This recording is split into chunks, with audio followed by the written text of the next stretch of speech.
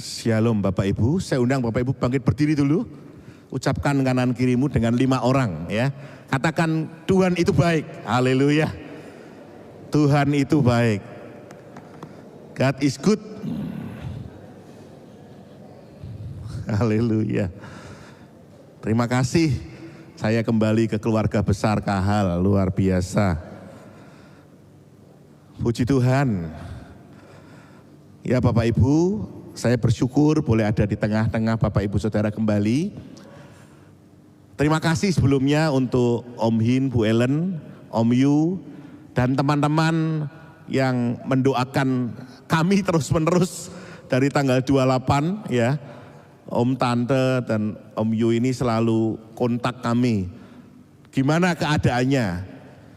Ya puji Tuhan, baik-baik saja, tambah gemuk saudara. Ya puji Tuhan. Nanti saya akan ceritakan bagaimana kondisi di sana. Tapi hari ini kita akan merenungkan firman Tuhan bersama-sama. Judulnya ingatlah kebaikan Tuhan. Betapa baiknya Tuhan itu. Lihatlah betapa baiknya Tuhan itu. Mazmur 34 ayat yang ke-9. Firman Tuhan berkata, kecaplah dan lihatlah betapa baiknya Tuhan itu. Berbahagialah orang yang berlindung padanya. Berbahagialah orang yang berlindung padanya. Dalam terjemahan yang lain, firman Allah yang hidup berbunyi, ujilah dan lihatlah betapa baiknya Dia. Lihat sendiri bagaimana kemurahannya dicurahkan. Kemurahannya dicurahkan atas semua orang yang mempercayakan diri kepadanya. Kemurahan Tuhan dicurahkan. Di dalam terjemahan King James Version berkata, taste and see the Lord is good. Blessed is the man that trusts in him. Diberkati orang-orang yang percaya akan Dia.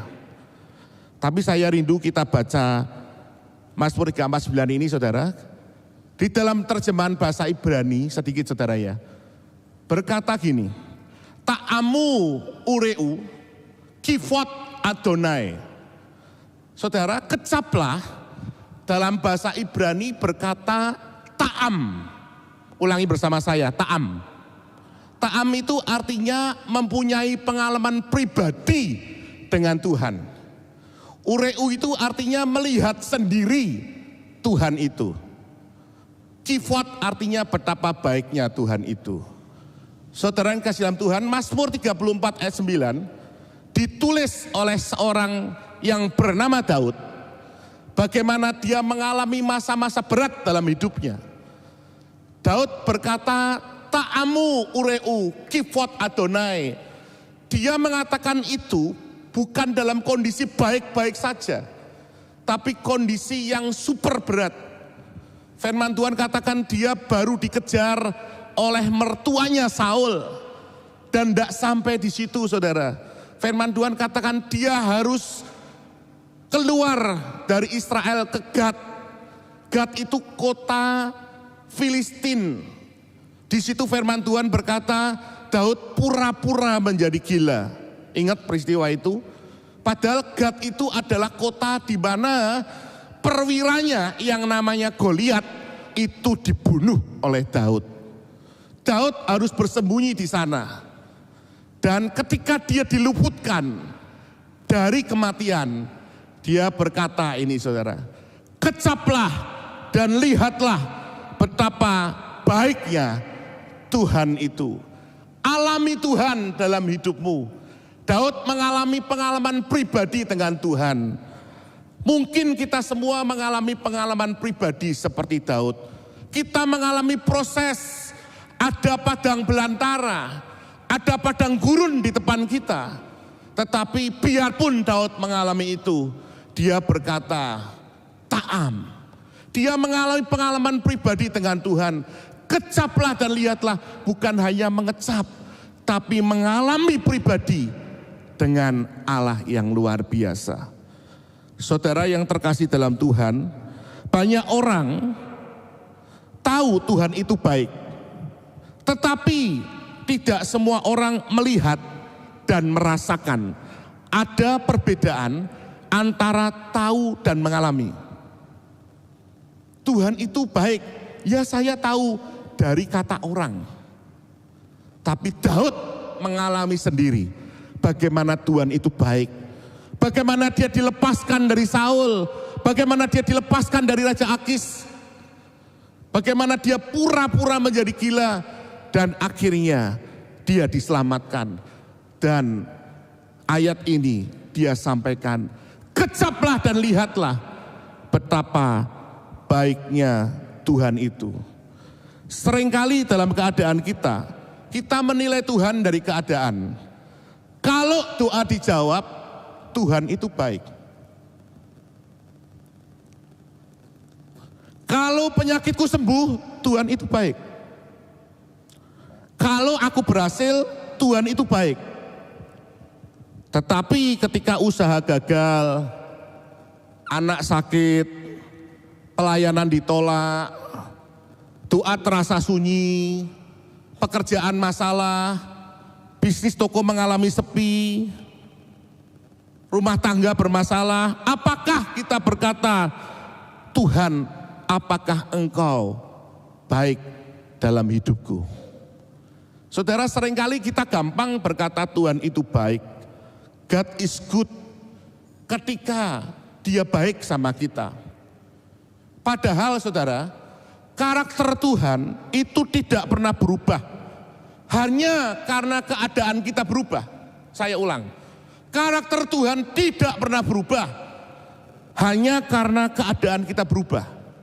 Tuhan itu baik ketika kita mengerti. Tuhan itu tetap baik ketika kita tidak mengerti. Aku gak ngerti kok masalahku terus menerus. Karakter Dia tetap God is good. Tuhan itu baik. Apapun kondisi kita, Tuhan itu baik. Ta'amu ureu kitaf Adonai, itu jadi dalam hidupnya. Itu adalah karakter Tuhan. Apapun yang terjadi dalam keadaan kita, saudara, Tuhan itu baik. Sekali lagi Mazmur 34 ayat 9 yang tadi kita baca. Ketika dia sedang melarikan diri, saudara. Kita akan baca saja ayatnya biar kita tahu. 1 Samuel 21 ayat 10 sampai 15. 1 Samuel 21. Kita akan baca ayat ini. 1 Samuel 21 ayat 10 sampai 15. Kita baca sama-sama ya saudara ya. Bapak Ibu di depan ada, kita baca sama-sama. 2, 3. Kemudian bersiaplah Daud dan larilah ia pada hari itu juga dari Saul. Sampailah ia kepada Akis raja kota Gat. Pegawai-pegawai Akis berkata kepada tuannya, bukankah ini Daud raja negeri itu? Bukankah tentang dia orang-orang menyanyi berbalas-balasan sambil menari-nari demikian? Saul mengalahkan beribu-ribu musuh, tetapi Daud berlaksa-laksa. Daud memperhatikan perkataan itu, dan dia menjadi takut sekali kepada Akis, raja kota Gat itu. 13. Sebab itu ia berlaku seperti orang yang sakit ingatan di depan mata mereka, dan berbuat pura-pura gila di dekat mereka. Ia menggores-gores pintu gerbang dan membiarkan ludahnya meleleh ke janggutnya. Lalu berkatalah Akis kepada para pegawainya, tidakkah kamu lihat bahwa orang itu gila? Mengapa kamu membawa dia kepadaku? Kekurangan orang gilakah aku? Maka kamu bawa orang ini kepadaku, supaya ia menunjukkan gilanya dekat aku. Patutkah orang yang demikian masuk ke rumahku? Saudara, ini peristiwanya. Daud ketika dia dikejar-kejar, firman Tuhan katakan dia pura-pura menjadi gila. Saudara, orang-orang yang ada di situ, prajurit-prajurit sangat mengenali Daud. Saya ulang, prajurit-prajurit sangat mengenali Daud. Kenapa?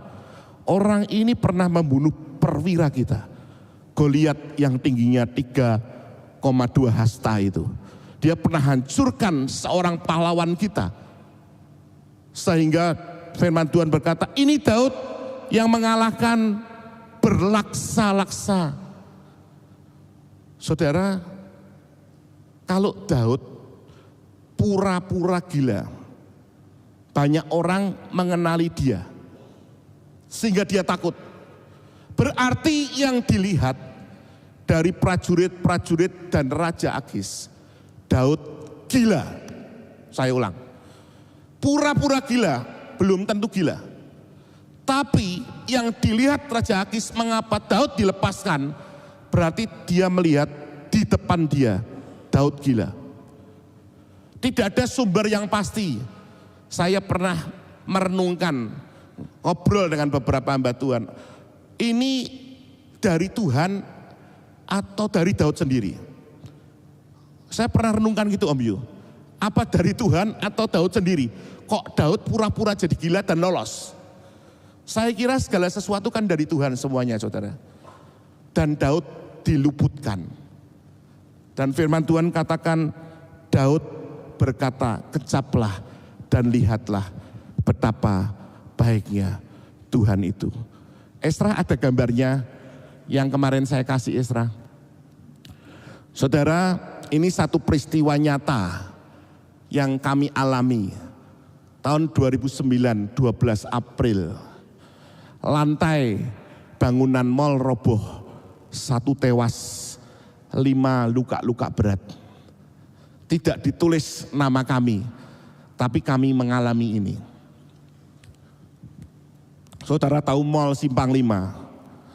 Ya, sekarang yang handphone masih buka sama komputer. Yang Plaza 1 sudah tutup. 2009, waktu itu kami masih punya toko di Plaza Simpang 5, di lantai 5.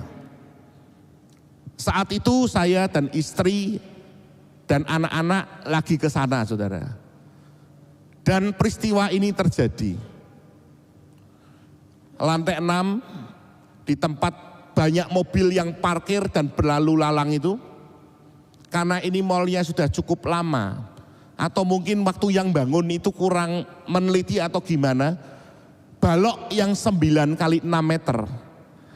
Saudara pernah dengar ya peristiwa ini ya, ini waktu itu semua se-Indonesia tahu saudara, karena ini mal 9 kali 6 meter jatuh, dan saya melihat di depan saya, itu toko Speedy saudara, showroom Speedy.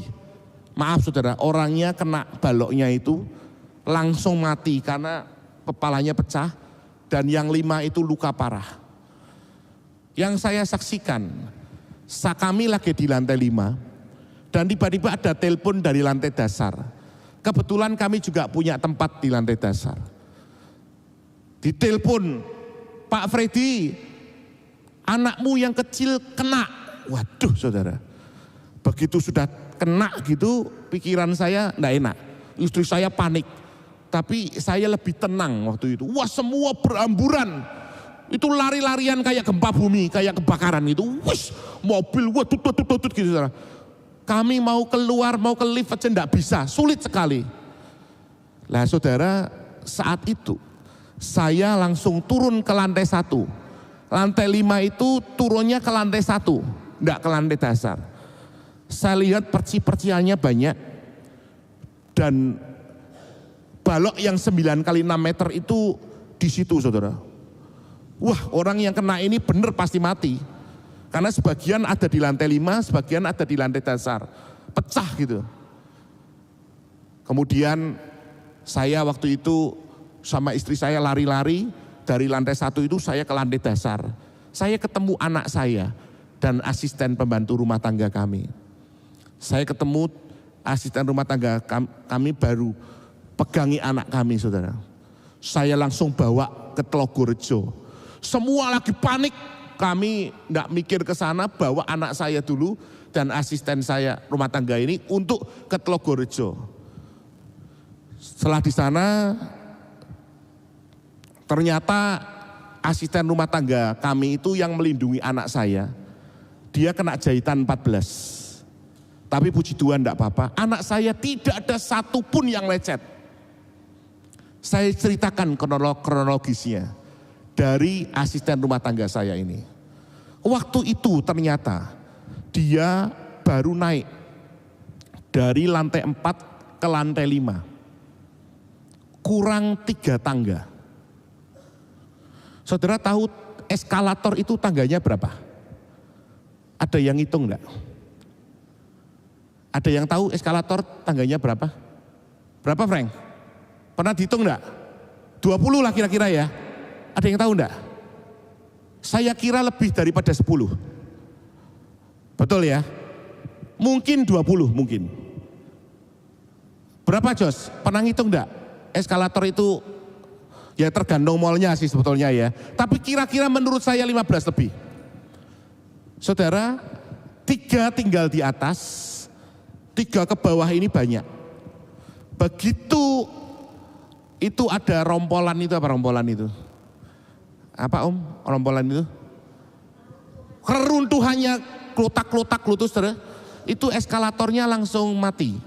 Terus kemudian setelah mati, asisten rumah tangga saya itu harusnya secara normal lari ke atas lari atau ke bawah, saudara. Ke atas. Tapi puji Tuhan waktu itu asisten rumah tangga saya itu larinya ke bawah. Berbagai macam tangganya kan lebih banyak. Dia lari ke bawah. Saya punya tempat di lantai 4. Dia langsung lari ke lantai 4 kami itu. Dan ada tangganya, dia langsung noprok gitu, saudara. Dia noprok gitu, kemudian dia baru turun ke lantai dasar. Yang luar biasa, Tuhan itu bisa berhikmat. Asisten rumah tangga kami tidak naik ke lantai 5. Saudara, saya tidak bisa bayangkan kalau asisten rumah tangga saya ini naik ke lantai 5, itu pasti akan kena bukan hanya reruntuhan, tapi balok yang besar itu. Karena jaraknya hanya detik, saudara. Tuhan itu baik. Tuhan selamatkan anak saya dan asisten rumah tangga saya. Saudara, apa respon kita ketika menghadapi itu? Loh Tuhan, saya ini melayani Engkau loh Tuhan. Kok bisa anakku hampir saja dia dipanggil Tuhan gara-gara masalah itu. Kita komplain sama Tuhan dalam kondisi gitu, atau kita ngomong Tuhan itu baik. Tuhan menjagai dalam kondisi apapun. Tuhan menjagai anakku. Tuhan menjagai keluargaku. Respon kita gimana, saudara? Selama hampir 2-3 tahun ini, 2 tahun lebih ini, kami memang sering keluar dari Semarang, saudara. Kami sering pelayanan di luar. Dan waktu itu memang kami di Semarang hanya kira-kira 3 hari sampai seminggu, kemudian pergi lagi pelayanan. Beberapa waktu lalu ada peristiwa yang terjadi dalam hidup kami. Ketika saya pulang dari luar kota, saya masuk di dalam kamar. Kemudian saat itu saya mengadakan rutinitas biasa. Saya mandi, saya gosok gigi. Selesai, saudara, keluar dari kamar. Tiba-tiba atap plafon ini ambruk. Bruk. Saya bersyukur, respon saya, terima kasih Tuhan. Saya tidak ada di dalam. Bayangkan kalau saya ada di dalam, saya pasti masuk rumah sakit. Atau kita ngomong gini, kok bisa ya Tuhan tidak jagai?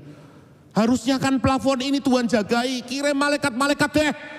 10 deh atau 1 aja enggak apa-apa supaya plafonnya enggak jatuh. Kadang-kadang kita reaktif. Dalam proses ini enggak responsif. Dalam proses yang ada di dalam kehidupan kita, kita tidak mengatakan, wah Tuhan itu baik, enggak ada. Daud mengalami dengan Tuhan, sehingga dia berkata, Tuhan itu baik. Saudara, dalam kehidupan kita, apakah ketika engkau mengalami padang belantara, ketika engkau mengalami padang gurun, engkau berkata Tuhan itu baik? Ketika Daud berkata Tuhan itu baik, disitulah Tuhan luputkan dia. Disitulah Tuhan menolong hidup Daud. Berapa banyak kita ketika menghadapi masalah keluarga, ketika menghadapi masalah pekerjaan, ketika menghadapi masalah usaha, masalah kesehatan. Kita kadang-kadang berkata, apa Tuhan itu baik ya? Aku kok enggak ditolong-tolong. Masalahku enggak selesai-selesai. Hari ini Daud mengalami itu. Daud ta'am. Daud ureu kitaf Adonai. Dia mengalami dan melihat sendiri bagaimana Tuhan itu baik. Biarpun susah yang dia alami. Saudara, saya ingin menyajikan penelitian buat saudara supaya kita mengerti bukan hanya firman Tuhan, tapi orang yang selalu mengingat kebaikan Tuhan. Penelitian dari Harvard Medical School, ini dari Harvard University, bagus sekali saudara. Dikatakan orang yang rutin mengingat kebaikan yang mereka alami dari Tuhan, saya ulang, medical ini dari Harvard Medical School berkata orang yang secara rutin mengingat kebaikan yang mereka alami dari Tuhan dan orang lain mengalami, ingat saudara, tingkat stres lebih rendah, tidak mudah stres. Orang yang selalu mengingat kebaikan Tuhan tidak mudah stres saudara, tidak cuma itu, tidur lebih baik. Kalau ada yang sulit tidur, ingat kebaikan Tuhan saja dalam hidupmu. Engkau akan mudah tidur. Saya mudah tidur. Masuk mobil, ya langsung tidur. Karena selalu ingat kebaikan Tuhan. Saudara ingat kebaikan Tuhan. Maka engkau akan gampang tidur. Kalau Bapak Ibu mengalami masalah dalam tidur, selalu ingat kebaikan Tuhan. Hubungan sosial lebih sehat. Banyak orang kalau ketemu omongannya nyelekit. Kalau ketemu si Ain loh, kalau ngomong, waduh kalau ketemu Pak Freddy ini kalau ngomong itu loh, pahit isinya, ndak enak. Kalau ngomong, wah rasanya itu ndak betah saya di sini. Waduh kalau ketemu dengan Om Yu itu wah enak banget. Kalau ketemu Om Yu ini omongannya firman terus. Saudara kenapa omongannya baik? Karena selalu mengingat kebaikan Tuhan. Wah kalau ketemu dengan Bu Ari itu omongannya firman Tuhan terus. Hatinya damai, hatinya seger. Kenapa saudara? Karena ingat kebaikan Tuhan. Kalau selalu yang kita katakan hal-hal pahit, karena kita tidak pernah selalu ingat kebaikan Tuhan.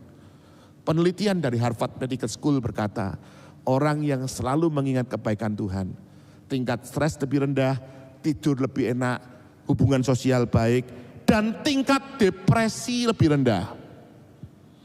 Banyak orang hari-hari ini mengalami mental disorder, depresi. Kalau saudara buka di Google, bayangan saudara berapa orang yang mengalami mental disorder? Berapa saudara kira-kira? Berapa nih kira-kira? Buka di Google, 1 miliar orang mengalami mental disorder. Bukan edan saudara, tapi kecemasan, depresi, stres, banyak orang yang mengalami.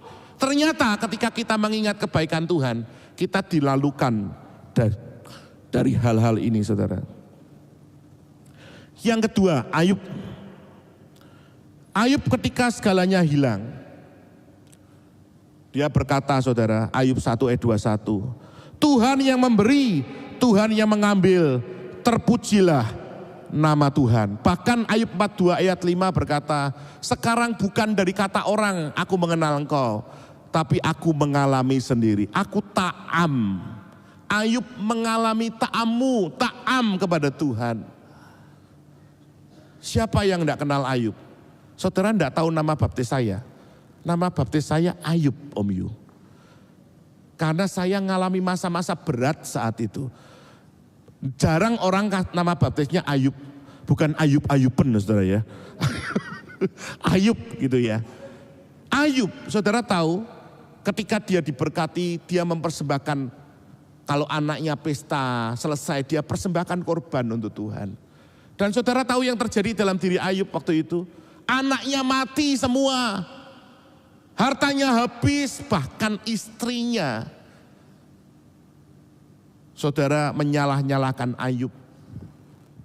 Sahabat-sahabatnya yang baik sama Ayub menyalah-nyalakan Ayub.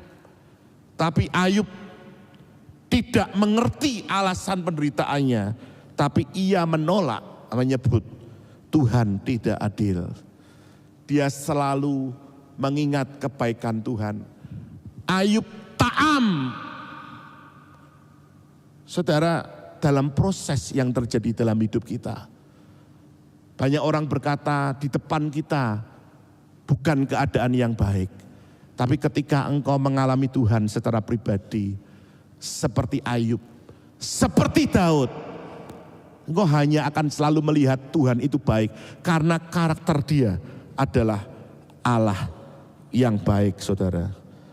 Saudara pernah dengar yang namanya Bapak Charles Spurgeon. Charles Spurgeon, ya. Dia berkata gini, ketika engkau tidak bisa melihat tangan Tuhan. Charles berkata, ketika engkau tidak bisa melihat tangan Tuhan bekerja, percayalah pada hatinya. Percayalah pada hatinya. Biarpun kau belum melihat kuasa Tuhan bekerja, percayalah pada hatinya.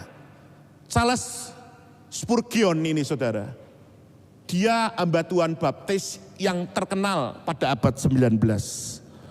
Dia terkenal sebagai seorang yang dijuluki Prince of Preacher, pangeran yang pintar berkhotbah.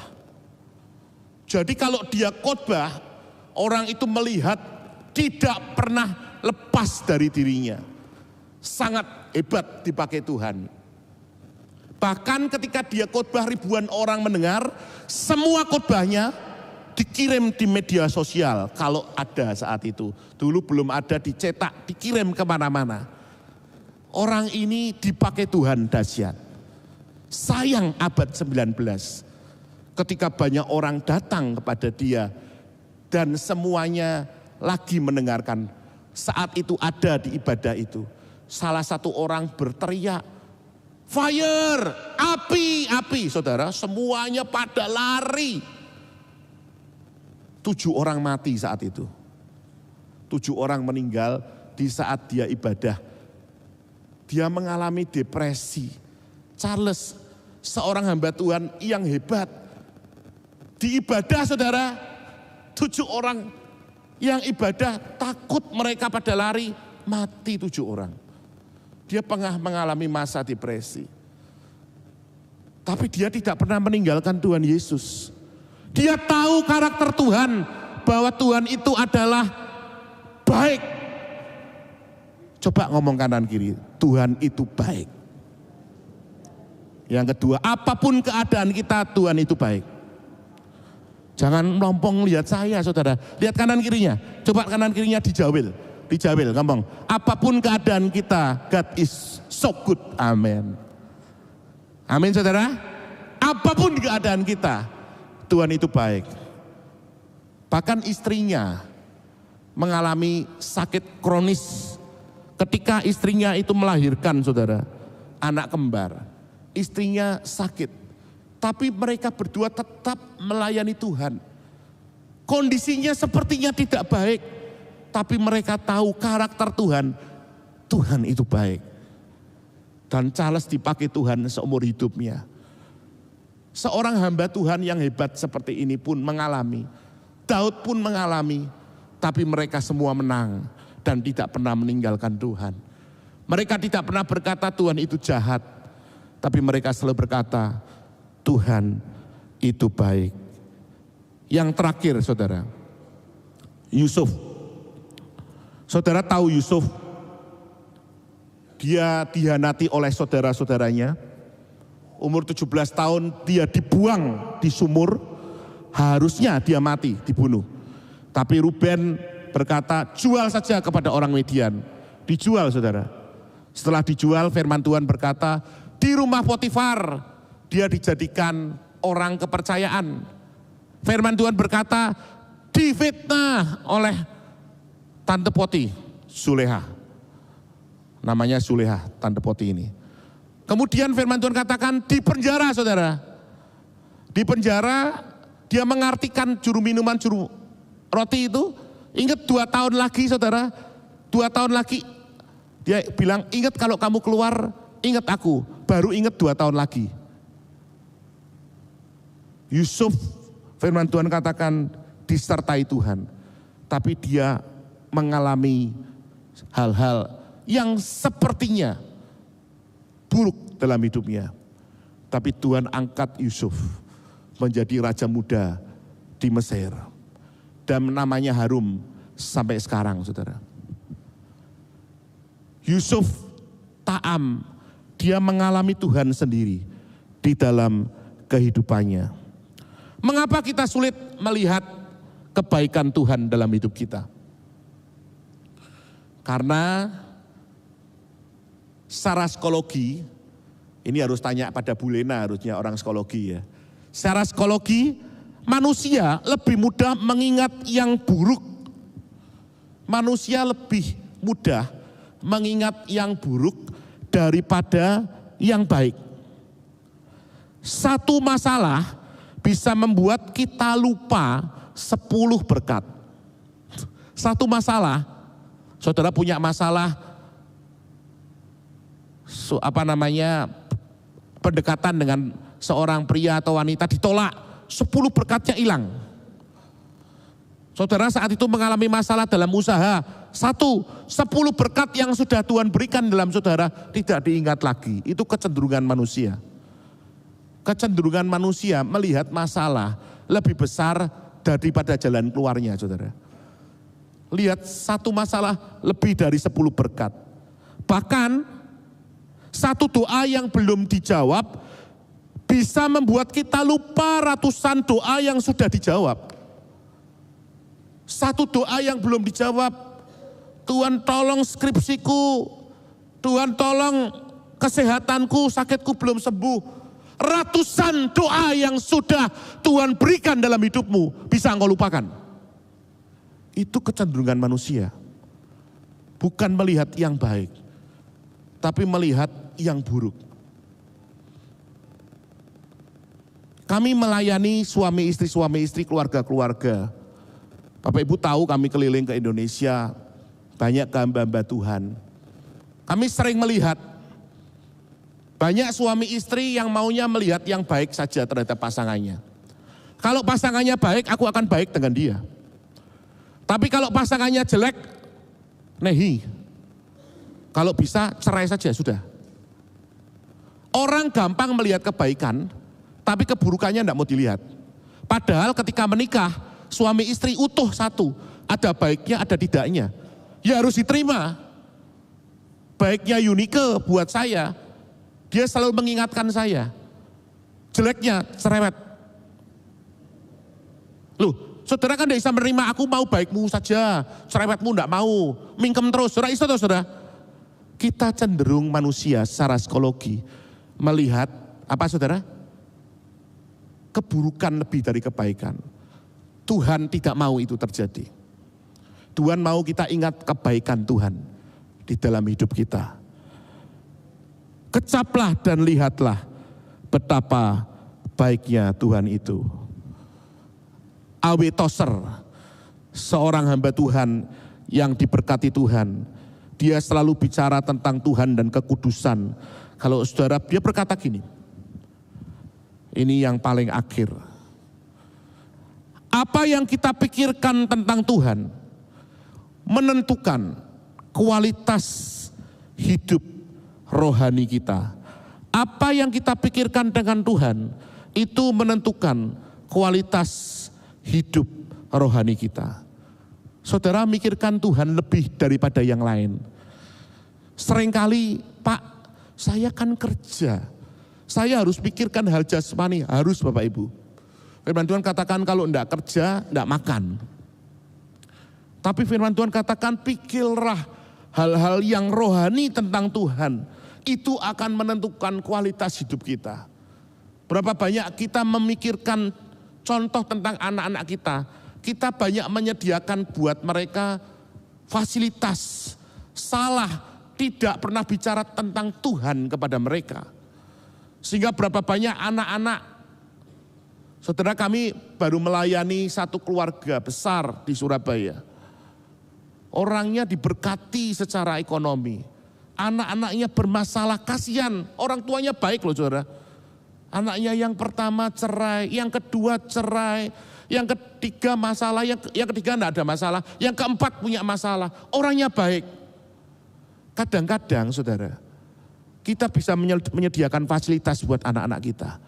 Tapi kita lupa untuk ngomong hal-hal tentang kebaikan Tuhan terhadap anak kita.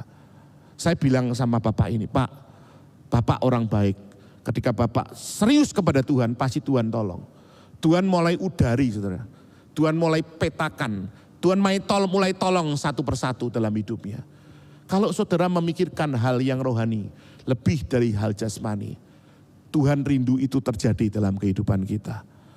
Amin saudara. Saya ingin rindu sharing sebuah perbuatan baik Tuhan di dalam hidup saya. Saudara tahu kemarin kami baru pulang dari Israel. Harusnya kami tidak berangkat Februari. Harusnya tidak berangkat Bu Ellen Februari ini. Kami karena baru pulang 31 Desember. Tapi ada orang yang mau berangkat harus kami yang mengantar. Saya sama Yunike masih jet lag waktu itu. Kami kan baru pulang langsung banyak pelayanan. Sehingga waktu itu jujur kami itu masih kok berangkat lagi itu buat kami juga mikir sebetulnya. Tapi karena ada beberapa rombongan yang harus kami berangkat, akhirnya kami berangkat. 49 orang, 25 orang dosen-dosen sekolah Alkitab UKM, Universitas Kristen Manado. Itu orang-orang hebat-hebat lah saudara. Orang-orang pendidikan semua, 25 orang. Sebagian dari Sidoarjo, sebagian dari Semarang, Jakarta, berbagai macam tempat. 49 orang. Akhirnya kami berangkat harusnya tanggal 22 Februari, kami berangkat 20 Februari diajukan. Sampai tanggal 3 Maret. Jadi kami harusnya sampai ke Indonesia itu 3 Maret. Puji Tuhan, kami berangkat, biasanya kami berangkat itu melalui Mesir, Kairo, terus masuk ke Israel, kemudian keluar melalui Amman, Yordania, biasanya. Kali itu dibalik, karena 25 rombongan ini, dia tidak ikut ke Mesir. Jadi harus dari Yordania dulu, Amman, kemudian masuk ke Israel, keluar lewat Mesir. Kami masuk tanggal 20. 21 tepatnya karena 20 perjalanan. Sampai di Yordan 2 hari, 3 hari 2 malam di sana. Puji Tuhan kami semua bisa menikmati, banyak yang ke Petra. Kami cukup di hotel saja karena kami istirahat. Masuk di Israel 5 hari 4 malam itu banyak tugas yang harus saya lakukan. Kemudian setelah itu tanggal 27 Februari, rombongan yang 25 ini kembali ke Indonesia melalui Yordan. 24 yang lain bersama dengan saya dan Billy waktu itu, kita berdua dan istri saya bertiga, kami masuk ke Mesir. Jadi tanggal 27 kami sudah masuk ke Mesir. Kami nginep di Taba, saudara. Setelah itu hari kedua kami ke Gunung Sinai. Karena teman-teman ada yang mau lihat Gunung Sinai, kaki Gunung Sinai. Dan ada yang mau jalan ke Gunung Sinai dan sebagainya. Akhirnya hari kedua itu kami ke Gunung Sinai. Lah persis tanggal 28 itu. Saudara tahu Israel dan Amerika menyerang Iran. 1 jam kemudian mereka menyerang banyak tempat. Tidak cuma Amerika, tidak cuma Israel, tapi yang diserang waktu itu ada yang Dubai, Kuwait, Doha, Qatar itu, dan beberapa tempat yang lain. Dan yang terjadi, langsung semua penerbangan tanggal 28 itu di-cancel. Satu teman saya, itu yang saat itu ketemu di Holy Land, sudah sampai di Dubai tinggal pulang seorang hamba Tuhan, tidak bisa pulang. Dia banyak mainan TikTok masuk terus. Kami tidak bisa pulang, harganya mahal di sini. Saudara, kalau di Dubai itu memang sangat mahal hidupnya. Di Yordania juga sangat mahal. Saya waktu itu dan rombongan belum selesai rangkaian tur yang di Mesir. Rangkaian tur yang sampai di Israel sudah selesai tanggal 27. Rangkaian tur yang di Mesir selesainya tanggal 2 malam. Kami santai dulu. Saya pikir ya kita selesaikan aja. Tidak usah mikir berikutnya. Kita selesaikan dulu aja. Kami selesaikan dulu, kami ke Mokatam Church, ke Gereja Mujizat, kita ke semua tempat-tempat piramid dan sebagainya. Tepat tanggal 2 kami mau pulang. Terjadi masalah itu, kami tidak bisa pulang melalui Dubai karena kami pakai Emirates, saudara. Sehingga di cancel. Lah setelah cancel itu, saudara, sejak 28 itu Om Min sudah telepon saya, saudara. Om Min, Bu Ellen, Om Yu, beberapa WA saya dan sebagainya. Dan saat itu saudara, tanggal 2, tanggal 3 itu, saya kuatin teman-teman. Doa, yuk doa, minta mujizat Tuhan. Tapi ketika kita berdoa, memang Tuhan itu punya rencana. Mulai dari itu, ada hati doakan Mesir. Mesir ini Tuhan pernah berkarya. Musa pernah ada di Mesir ini 40 tahun.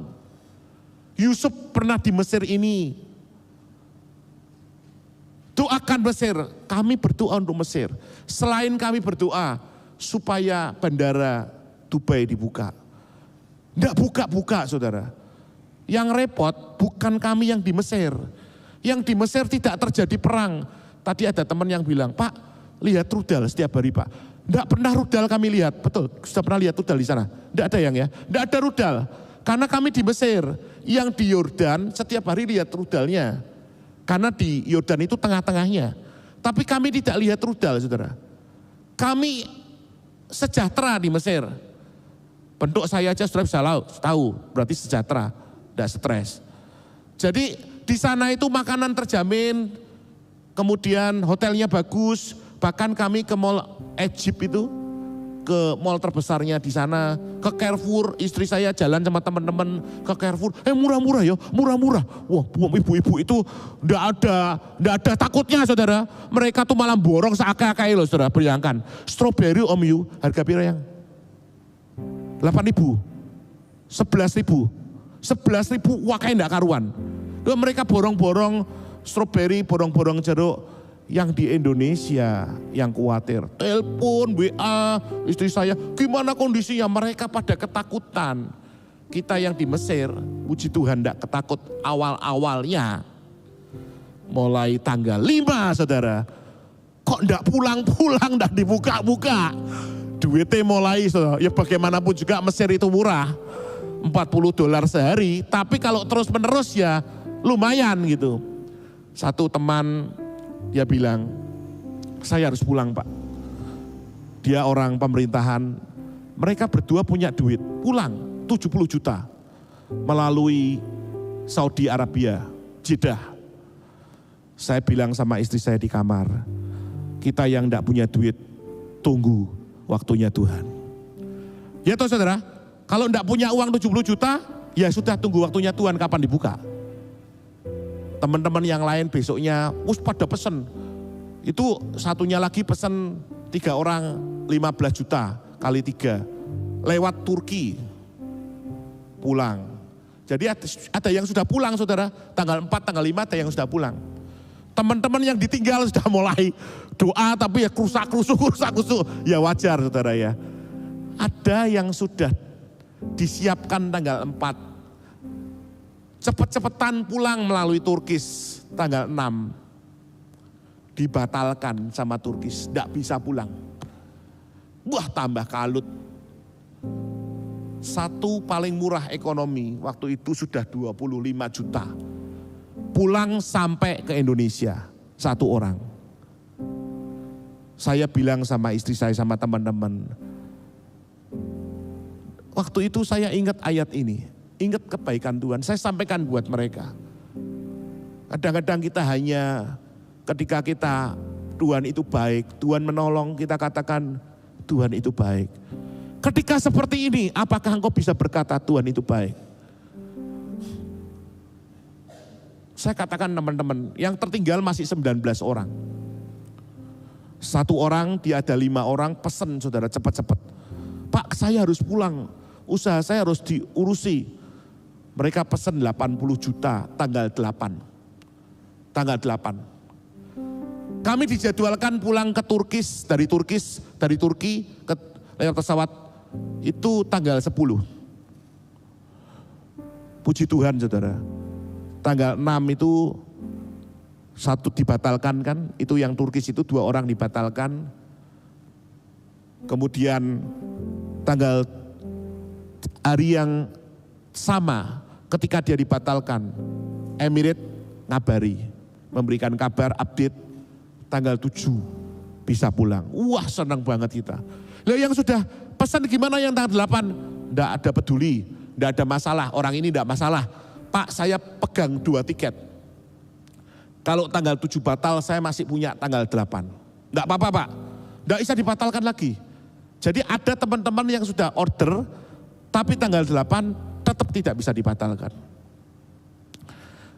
Kemudian puji Tuhan, besok kita harus bangun jam 6, jam 7, makan jam 8 pulang. Selisih Indonesia dan Mesir itu 5 jam ya saudara ya, 5 jam jaraknya. Jadi kalau jam 6 di sana, saudara di sini jam 11. Jam 7, tanggal 7 jam 7 pagi. Saya baca berita, saya update Emirates itu, ada bom jam 7 pagi itu, ada bom menyerang bandara, ada videonya. Saudara tahu ada MRT lewat, tiba-tiba bom mengepul asap hitam itu persis jam 7 pagi, kemudian jam 7 pagi tanggal 7 saudara. Saya diem, waduh rak balik meneh ki. Kalau saya ngomong, takut saya saudara. Wes gak berani ngomong apa-apa saya waktu itu. Saya ngomong Bill, tahu enggak Bill, ada bom lebih.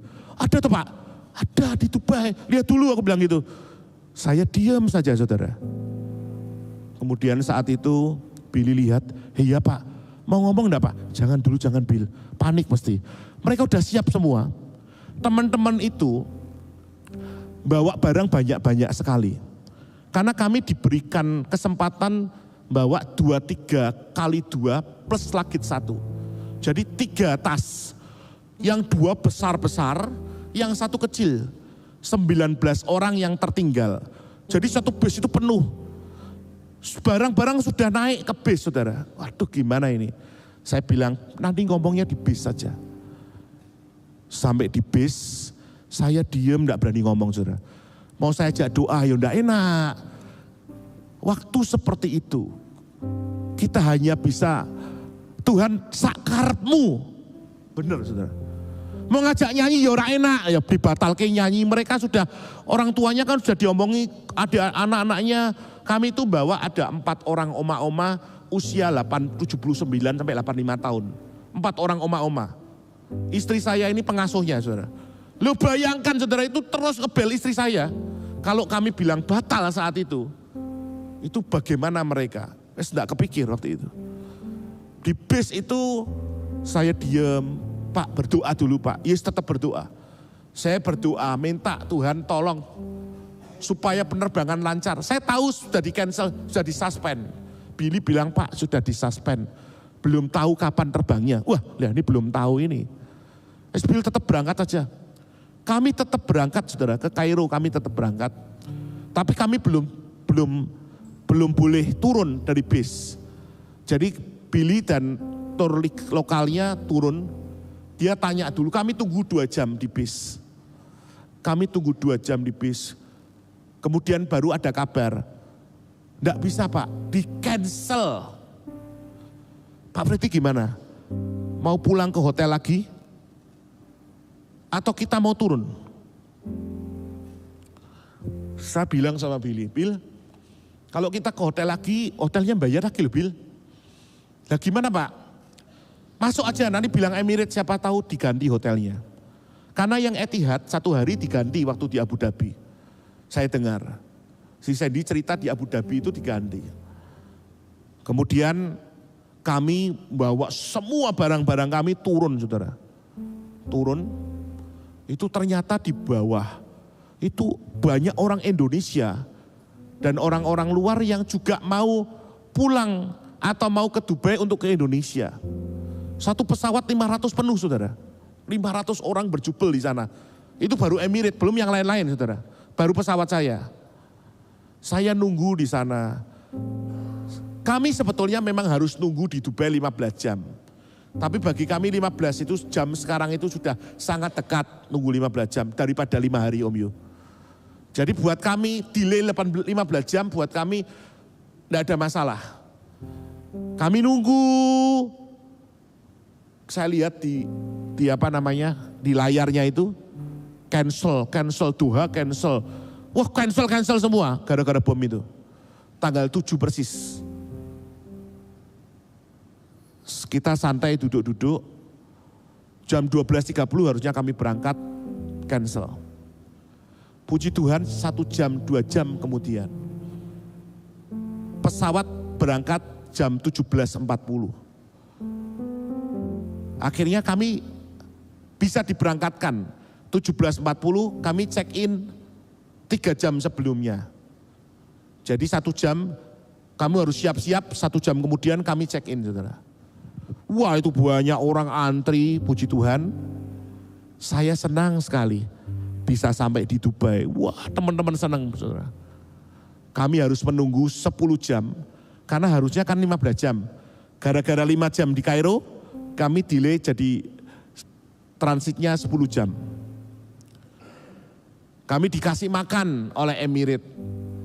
Yang enggak tahu ya enggak makan, tapi kami makan karena kami tahu. Kami masuk ke tempat mereka, kemudian ada kompensasi enggak, dikasih makan. Kami makan pagi, kemudian jam 10 kami harus berangkat jam 10.40. Puji Tuhan, banyak teman-teman kami ketemu di sana, hamba Tuhan. Karena waktu kami di situ banyak orang Indonesia, saudara, yang di sana. Di Dubai itu kami mau pulang, sudah wah senang banget saya mau pulang. Tanggal 7 itu. Kemudian tanggal 7 itu kami sudah sampai di bandara, kami sudah sampai di pesawat, kami duduk. Saya itu gampang tidur. Saya sudah bilang tadi toh, saya kalau masuk di mobil atau di pesawat langsung turu, saudara. Gampang. Saya tidur, saudara. Saya tidur. Nggak tahu saya diceritani istri saya. Kamu nggak tahu tadi. Kita semua itu bingung. Kenapa, saudara? Di Dubai mereka mau kembali ke Indonesia. Kembali bom lagi. Satu tempat gedung dibom habis. Emergency call. Apa? Di handphone. Wah sirine, ada sirine juga. Jauhi apa namanya, window, jendela dan sebagainya. Istri saya cuma mikir waktu itu. Saya tidur, jadi saya tidak bisa menangis saat itu. Dia bilang, berangkat enggak ya? Berangkat enggak ya? Kalau enggak berangkat lagi gimana? Puji Tuhan, saudara, setelah naik ke atas dia baru cerita. Saya bangun. Puji Tuhan, saudara. Akhirnya kami sampai di Jakarta dengan selamat. Pesawat setelah kami pesawat 928. 924 tidak diberangkatkan. Baru besoknya bisa berangkat. Yang saya saksikan yaitu, ketika kita mengalami hal-hal yang semacam itu, apakah engkau berkata, Tuhan itu baik? Ingat, saudara, karakter dia adalah Tuhan itu baik. Ta'am, saudara, alami sendiri. Kalau hari-hari ini kita mengalami masa-masa padang belantara, padang gurun. Tuhan, aku mau ta'am. Aku mau mengalami pribadimu, Tuhan. Seperti Daud berkata, Ureu Gitov Adonai, aku ingin melihat perbuatan baik Tuhan di dalam hidupku. Biar itu terjadi dalam hidup kita. Amin saudara. Mari kita bangkit berdiri bersama-sama.